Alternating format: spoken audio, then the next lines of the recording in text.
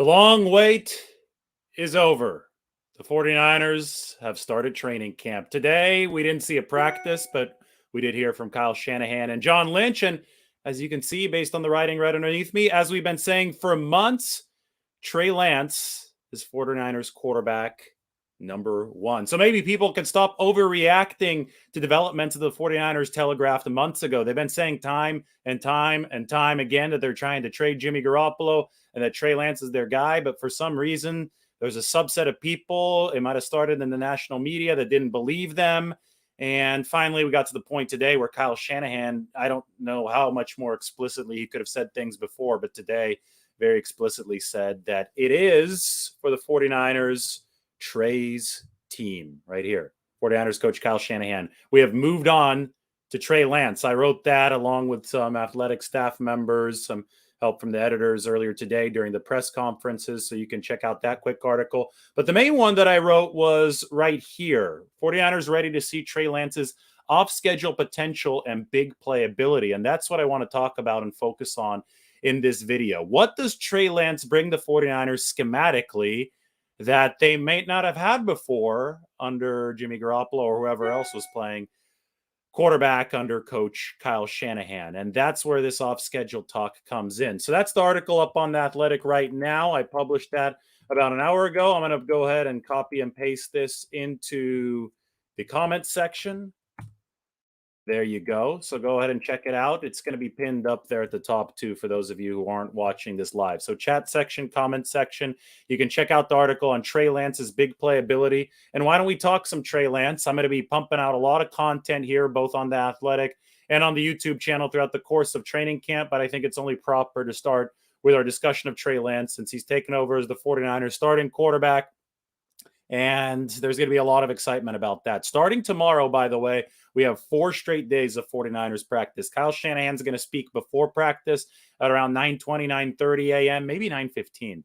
I know they just changed the schedule. Normally in the past, Kyle Shanahan had spoken after practice during training camp. Now he's going to speak before. 49ers will take the field a little bit after 10 o'clock. They'll practice before noon, before it gets really hot outside. I know the weather in Santa Clara is a lot better than it is elsewhere in the country, but Shanahan will speak before, then the 49ers will practice, then players will speak. Now, Kyle Shanahan, I think this is a smart move on his part because that people are going to be overly critical, overly analytical of, the way that Trey Lance flicks his arm on certain throws. I mean, it's just going to get out of hand. And, if he misses a pass, then there's going to be some overly specific question about the missed pass.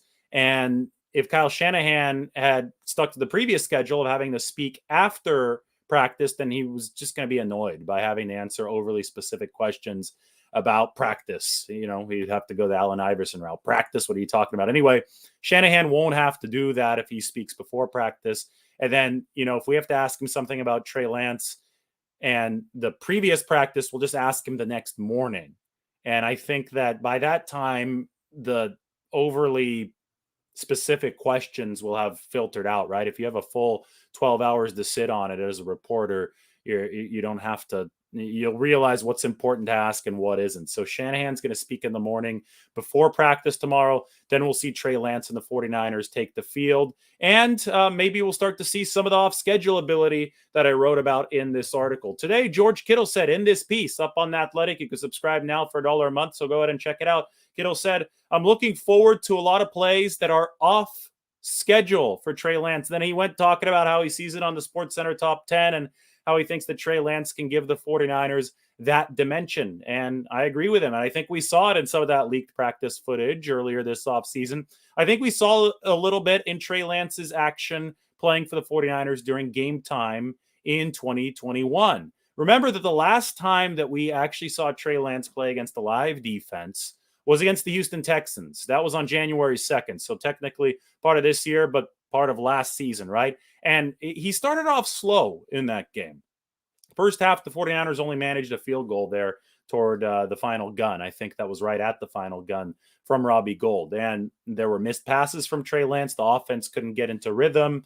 The Texans, who had done well the week prior, they'd actually beaten Justin Herbert and the LA Chargers. The Texans looked like they might be primed for an upset at Levi Stadium. But in the second half, Trey Lance and the 49ers offense found its stride. And the play that Kyle Juszczyk, 49ers fullback, remembers is the 8-yard touchdown to Elijah Mitchell. Just a little bit of a throw into the flat. Mitchell ran in. It didn't seem like anything all too special on the surface, but actually led the story talking about what Kyle Juszczyk remembered about the end zone celebration. And you'll see here, Kyle Juszczyk remembered what Trey Lance said as he sprinted into the end zone, celebrating that touchdown. And Lance said, "I just needed to get that first one off my back. Now I'm good. Now I'm ready to roll." And Kyle Juszczyk said, "It was in that moment that you could feel the weight come off his shoulders. That gave me an extreme amount of confidence that he was ready then, that he was going to carry that into this season once it was his time to be number one." Well, obviously, right now it's Trey Lance's time to be number one. And George Kittle says that as the number one quarterback, when Trey Lance is in that spot, he thinks that off-schedule plays are a bigger possibility. And this was the whole point back when the 49ers traded all that capital to move up to number 3 to select Trey Lance. If you look at the Shanahan history, I've talked about this a lot. Mike Shanahan was the 49ers offensive coordinator from 92 to 94. Who was the QB then? Steve Young. Then Mike Shanahan won a Super Bowl, obviously, January 1995, to close his run with the 49ers, where Steve Young was the MVP. He threw 6 touchdown passes. They beat the Chargers. Shanahan took the job as the Broncos head coach. He moved from coaching Steve Young to coaching John Elway. Both Young and Elway are Hall of Famers, and they're Hall of Famers because they are precise pocket passers, but they could also make you hurt on off-schedule plays. They also had the athleticism to go with that. So that's been Kyle Shanahan's model because he saw his dad coach Young and Elway. And Kyle Shanahan even said a couple days before he drafted Trey Lance that he's looking for somebody who throws like Drew Brees but can run like Lamar Jackson. The overarching hope for Trey Lance is that he can combine those two excellent aspects of great players' games, right? Lamar Jackson obviously is insanely fast, insanely mobile. He could also throw the ball a bit, but Drew Brees is kind of the standard for accurate passing. If the 49ers can find a way to get 70% of each of those traits from Trey Lance, I mean, he might be a Hall of Famer, but right now he's not. But that's something that they want to develop him into. So anyway, when you're able to deliver the elusiveness that the 49ers believe that they have in Trey Lance's physical skill set, you can go off schedule. And I think it's important to go off schedule in the NFL. The 49ers, by no means, were a bad offense with Jimmy Garoppolo. In fact, they were a good passing offense. Objectively, they were the number one team in the NFL in explosive pass rate. They set up yards after the catch extremely well. They ranked in the top 10 points scored, whatever you want. Jimmy Garoppolo was up there in game-winning drives. I mean, the offense was efficient. There's a reason why when the 49ers had him healthy, they made it to at least the NFC title game. 2019, they made it to the Super Bowl. 2021, and, you know, healthy is an asterisk for Jimmy Garoppolo. He got hurt in the game against the Titans, and then he got hurt again in the wild card round against the Dallas Cowboys. But the offense functioned, but it also failed at some critical junctures because the 49ers have a offensive line that's a little bit light, that's built to run block, right? So they have lighter linemen who aren't as good as anchoring and pass protection. And when that line would cave in and the 49ers would rank in the bottom half of football consistently in pass protection here over the past few years, when that line caved in, the play was often over before it began. And now for most quarterbacks, maybe all quarterbacks on some of those plays, it'd be over before it began. Joe Burrow saw his Super Bowl end the same way that Jimmy Garoppolo saw the NFC Championship end. Patrick Mahomes saw his Super Bowl just totally derailed the year after he played the 49ers against the Buccaneers because they couldn't block for him. But the 49ers hope that with Trey Lance, there's a little bit of added elusiveness, or I guess a lot of added elusiveness, to where they could turn at least a few of those plays that were just game over for Jimmy Garoppolo into off-schedule opportunities downfield for Trey Lance. And if you look at the NFL and how it's seen this proliferation of extremely athletic, monstrous edge rushers and interior rushers, right? Aaron Donald is a complete monster. It doesn't seem like there's an ounce of body fat on him, and he's dominating guards left and right. When you look at how quickly the defensive line play and the pass rushing has outpaced offensive line play, the 49ers aren't alone in the boat of, oh boy, I don't know if our pass protection is going to be good enough. And when that's the case, even if you have a quarterback with a quick release like Garoppolo, who made it work behind, I think at times, subpar pass protection, enough to get the 49ers as far as they did, to get to that very next transcendent level, you're going to need a quarterback that can move a little bit. So I'm not saying snap the ball, run around for 10 seconds, and then just play street ball and hope for the best. Trey Lance is still going to be asked to play within the structure of Kyle Shanahan's offense. They're still the 49ers. They're still going to run outside zone. They're still going to be a run-first team. He still has to deliver the football on schedule. But you have to be able to have a little bit extra, I think, to push this the full distance, and take it to that transcendent level that Kyle Shanahan wants to take it to with Trey Lance. And I think that that's where the off-schedule ability comes in and the off-schedule potential comes in for Trey Lance, the ability to take it a little bit extra. In this article, I talked about time to throw. Right here, this is the big paragraph. Garoppolo is one of the quickest releases in football. His average time to throw, so average seconds between snap and release, was 2.58 seconds last year. That was number 4 in the NFL. Ben Roethlisberger, Tom Brady, and Tua Tagovailoa were the only quarterbacks who were faster than him. Meanwhile, Trey Lance averaged 3.37 seconds from snap to release. That was the slowest time amongst all quarterbacks last year. What does that mean? Well, people who are biased against Trey Lance will say, oh, that means he's not processing quickly enough. But that's, such a small portion of the story. Of course, the 49ers are going to want it to be a little bit faster, at least a little bit faster, as Trey Lance learns to process Kyle Shanahan's offense more quickly. Last year, Lance played his first football in like 2 calendar years, right? And it was his first football at the NFL level. So he jumps from North Dakota State, FCS level North Dakota State, where he only plays 1 game in the calendar year 2020 and goes straight to the NFL level. Of course, the processing speed is going to be a little bit slower than top-end NFL quarterbacks. But the 49ers believe in Trey Lance's intelligence because he has showcased it on film in college, and he showed them during NFL practices and at OTAs. So, of course, you hope that processing speed gets a little bit faster. But the main reason that Trey Lance had the slowest time to throw in the NFL last year is a stylistic one. It's not a lack of processing speed. It's because this guy likes to run around a little bit when the play breaks down, and that's totally okay if he only does it whenever the situation absolutely calls for it. And there are plenty of situations that call for it. And the fact that Trey Lance is elusive shouldn't be held against him. And the 49ers aren't holding it against him. That's what George Kittle said. I'm looking forward to a lot of plays that are off schedule. And guess what? This guy right here, Kyle Juszczyk, agrees. Why don't we play a little bit of a Kyle Juszczyk soundbite? I'm excited about it. I think we all see the potential. And I think with the people that we have surrounded Trey with and his work ethic and what we saw through OTAs, we feel like he can reach that potential. So it's not really like it's nice that Kyle came out and finally, said it publicly, but I felt like we all kind of felt that and saw that in OTAs and whatnot. So it's not too much of a shocker or a new thing, but definitely excited for Trey and excited for us. George said that he was most excited about the off-schedule capability that Trey will bring. What are you most excited about working in an offense with Trey's skill set? Yeah, I agree with George on that big time. I think that's where Trey can really be dynamic, is when the play does break down. He has the athleticism to really make the defense pay for it. But I'm excited about his big play ability. Again, in practice, plays are scripted, so it's not always indicative of exactly what you're going to do in the game. It's predetermined what your reads are and that kind of thing. But just felt like Trey was hitting a lot of deep shots in OTAs, and I'm excited to see that carry over. Do you feel the running game schematically might?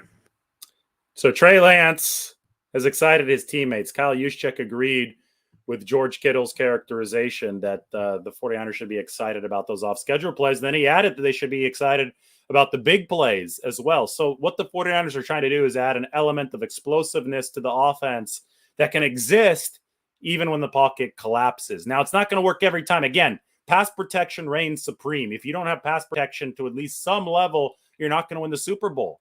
That's why Patrick Mahomes got his ass kicked by the Tampa Bay Buccaneers. So you have to protect at some level.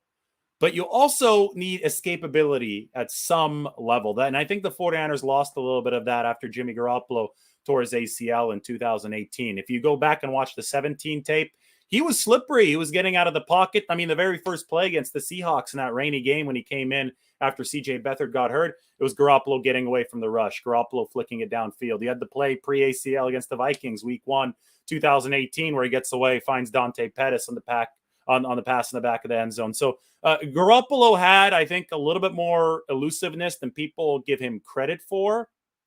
But when you talk about the model for Kyle Shanahan, Steve Young and John Elway are the models. And those are, Steve Young is one of the most mobile quarterbacks of all time. He's the prototype. And Elway, he's got the famous helicopter spin, even when he was, 38 years old in that Super Bowl against the Green Bay Packers. So those are the models. That's why the 49ers, I mean, Jimmy Garoppolo, good quarterback. I mean, that's established. It's indisputable. Jimmy Garoppolo, good quarterback. But you can't hear Shanahan and Lynch say that enough and respect them enough. Listen to Garoppolo's teammates. I mean, they did great stuff here over the past few years. So don't let anybody tell you that Garoppolo hasn't been a good quarterback for the 49ers. But in the salary cap era, with a chance to go to a rookie deal quarterback to save some money to be able to bolster the rest of the roster, all while potentially raising that ceiling even higher with somebody who might have the skill set that Steve Young and John Elway brought Kyle Shanahan's dad, brought Mike Shanahan. Well, that's why the 49ers went for this move. Is it a big swing? Yes. Is it a risky swing? Yes, because you probably almost certainly won't be able to keep Jimmy Garoppolo. The 49ers have resigned themselves to that reality. But they want that transcendence in the long run. The thing is, they don't need it in the short term. They believe their roster right now is good enough for Trey Lance to execute the offense as it is while adding a little bit of extra off-schedule oomph. He doesn't have to be Steve Young or John Elway right away, if ever. He could be 70% of those guys, and they would still be happy. But the pressure is going to be immense on Trey Lance in the long run. But in the short term right now, the 49ers need him to execute the offense within the parameters of what Kyle Shanahan has choreographed. That's key one. And then when stuff breaks down, they need him to be able to improvise a little bit to raise the ceiling of that offense. Do they need it right away? I don't think they need that right away. I think they just need the basics right away, right? But I think that they need to see him start to approach that ceiling as this 2022 season progresses. The model for the 49ers is excellent defense, good special teams. They hired a whole new coordinator, drafted and signed a bunch of guys that they think can fill the special teams hole, and then a building offense over the marathon of the season. And today or tomorrow, I guess I should say, it's the eve of training camp practice. Tomorrow is going to be the first training camp practice. You'll see the 49ers try to take their first step in that direction with Trey Lance toward that improvement that they'll ultimately want to see fully packaged by the end of the year. They want to see him firmly on that track by the end of this season so they could combine his skill set with that defense, with that special teams unit. And that's why the 49ers certainly aren't rebuilding. I saw it's really silly narrative online. There's so many people that were wrong about this Trey Lance thing, right? Over the course of the past year. They're like, oh, no, they're just keeping Jimmy Garoppolo because Trey Lance isn't ready. Kyle Shanahan doesn't believe in Trey Lance. Well, that all ended up being bullshit, right? We said it the whole time. I don't know how many times we, how to parse Kyle Shanahan and John Lynch's words differently, but it was really clear that they wanted to trade Garoppolo the whole time, but he had just hurt his shoulder and that Lance was their guy. Yet some people still didn't want to, subscribe to what was obviously the truth sitting right there in front of them. Well, now it seems like the narrative is shifting. Oh, okay, fine. We'll admit that Trey Lance actually is Kyle Shanahan's guy. We'll say that we were wrong, but it must be because they're rebuilding. And it's like, come on. I mean, it's just so disrespectful to people who put so much time into this, actually executing this in terms of the franchise for the 49ers, but analyzing it. I mean, it's disrespectful to analyst intelligence to go out and say something, that preposterous. The 49ers have this massive payroll, barely any cap space. They didn't release players this offseason that they could have released to save some money. They're obviously pushing chips into the middle of the table. I mean, the Trey Lance situation, it's a massive swing to try to get even better. It's a risky swing. They're rolling the dice. When you're rebuilding, you're not rolling the dice. The 49ers are rolling the dice right now. It could blow up in their faces. Nobody's saying right now that that's not a possibility. I guess some people are, but everything's a possibility. It's football. But one thing that's clear is the 49ers aren't holding back. They're going gung-ho for this. So it just was funny to me that the narrative of some people changed from, there's no way that Trey Lance is Kyle Shanahan's guy to, okay, well, now we have to admit defeat. He's Kyle Shanahan's guy. Oh, must mean that Kyle Shanahan and John Lynch are rebuilding, which is absolutely insane to me. You don't enter a rebuild the year after you went to the NFC title game and you still have a bunch of star players and your starting quarterback from last year, by the way, is still under contract right now in Jimmy Garoppolo. But you don't enter a rebuild under those parameters. And then you could widen those parameters and say that they've actually been to at least NFC Championship game and the Super Bowl once in 2 of the past 3 years. That is not the time when you enter a rebuild. And for those of you who might be afraid that the 49ers are, it's not true. They are not entering a rebuild. And, I think this is supporting evidence. We've been saying this for months. Trey Lance is going to be the 49ers QB1. A little bit of housekeeping news. Jimmy Garoppolo undergoing his physical Tuesday afternoon, probably going on right now, maybe already over. I wouldn't expect them to see him on the practice field during training camp, even if he does pass the physical. I think the shoulder's feeling good for Jimmy Garoppolo. I think he had a productive offseason. But the 49ers will probably want to give Trey Lance some room out on the practice field. Where it becomes interesting for me is how will Jimmy Garoppolo showcase his ability to throw again after the surgery to potentially interested teams. So maybe the 49ers do have him throw off on the side. Maybe they invite some executives from potentially interested teams into the building. But they're going to have to play a careful balancing act here during training camp because it's obviously Trey's job. And you don't want to take reps away from Trey Lance, especially at such a pivotal time of his young career. So, we may or may not see Jimmy Garoppolo out on that practice field. But I almost think that, we won't just because of these delicate kind of balances that the 49ers have to play. So there's going to be a lot going on. Garoppolo obviously still on the roster. I see August 30th as that soft deadline because he isn't guaranteed any of his $24.2 million 2022 salary until if and when he makes the 53-man roster. And if and when Garoppolo does make the 53-man roster, which is obviously not expected, right? I mean, that's way down on the list of expectations right now. If and when that does happen, that's when that money starts to count against the 49ers books for good. That's when, they have to incur at least part of that cap hit. Now, at the end of the day, they have a couple options, right? And they have a few options, but we don't know, which options will actually be realized right now.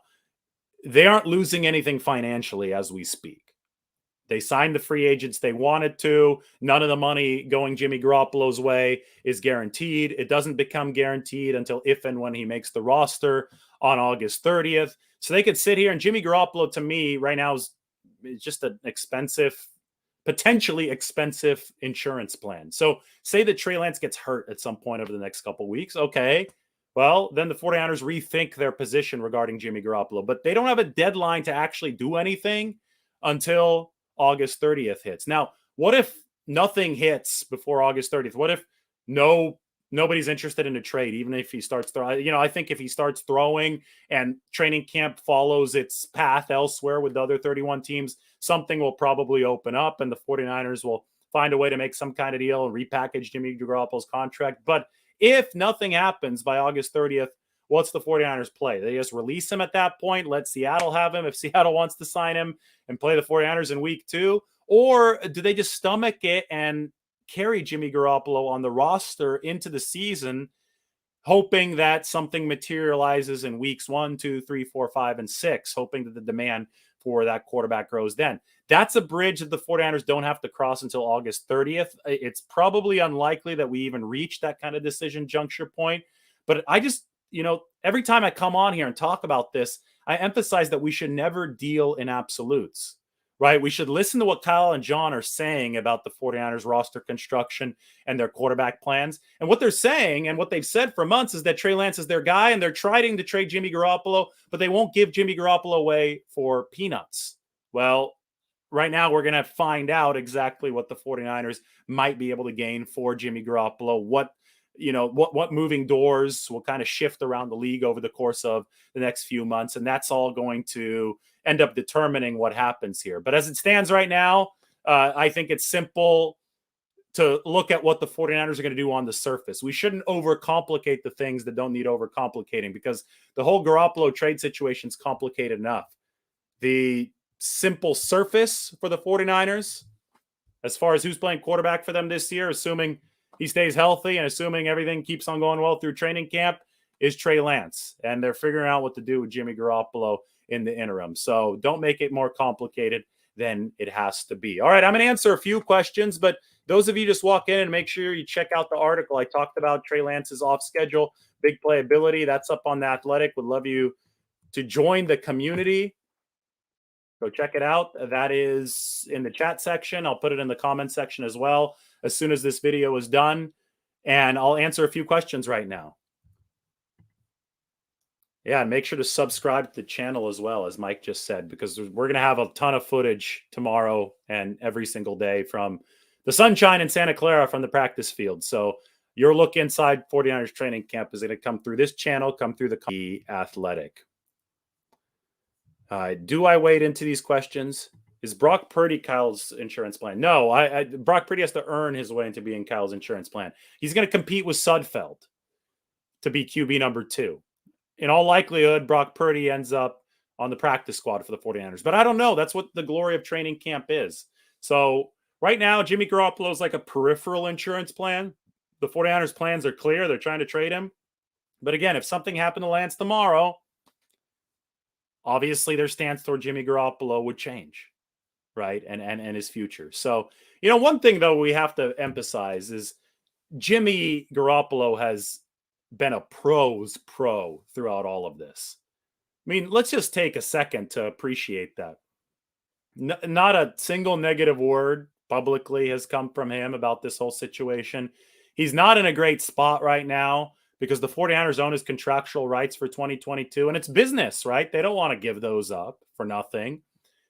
Jimmy, I mean, obviously he would rather just be released right now and be able to sign wherever he wanted to. He could, set his money up in a better way, but he could also choose his destination as far as what makes the most sense to him. But the 49ers, again, it's a business. They like Jimmy. I think, Jimmy made a lot of money playing for the 49ers here over the past few years. So I think that, you see this mutual breakup, and it seems to be one of the most serene, good-spirited breakups that we've seen here in the NFL. So, I mean, there's good memories and good reason for both sides to like each other and be cordial throughout this whole process. But still, it is a process where the 49ers are moving from Jimmy Garoppolo to Trey Lance, and there are still potentially egos involved. And despite all that, Jimmy Garoppolo has handled this like a true professional. And I think the 49ers are really appreciative of that. There's no circus show noise that's actually coming from the building. The circus show noise is just coming from, uninformed sources, let's put it that way, uninformed reporters outside of the building.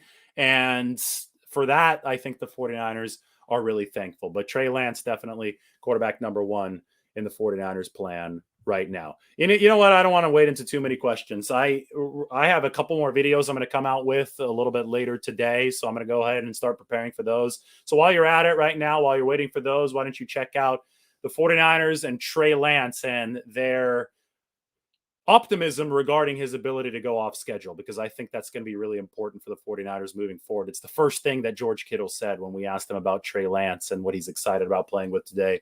Kyle Juszczyk agrees, and obviously Kyle Shanahan, given the background with Steve Young, John Elway and his dad, agrees there too. That's the 49ers formula for Trey Lance. It was an interesting first report day, and tomorrow we get to see these guys on the practice field. So everybody, sub to The Athletic. Click that like button on this video, subscribe to the channel. I'll be back in just a little bit with some more content today. In fact, during training camp, I'm going to have a 49ers roster breakdown every single day. We're going to have a roster check-in. It's going to be a series that you can tune into every day. And there's already some movement in the 49ers roster world.